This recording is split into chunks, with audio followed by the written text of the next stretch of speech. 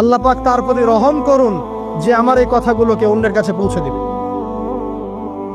নবীজির ভাষণ। এরপর নবীজি বলছেন, জেনে রাখো নিশ্চয়ই তোমাদের পরস্পরের, মুসলিমদের পরস্পরের সম্পদ, পরস্পরের রক্ত, পরস্পরের এই যে জান মাল ইজ্জত, এগুলো একে অপরের জন্য হারাম। মুসলিমদের পরস্পরের রক্ত, পরস্পরের ইজ্জত সম্মান একে অপরের জন্য হারাম, এর হানি করা একে অপরের জন্য হারাম। ঠিক যেমন আজকের এই দিন হারাম, এই শহর হারাম, এই মাসও হারাম।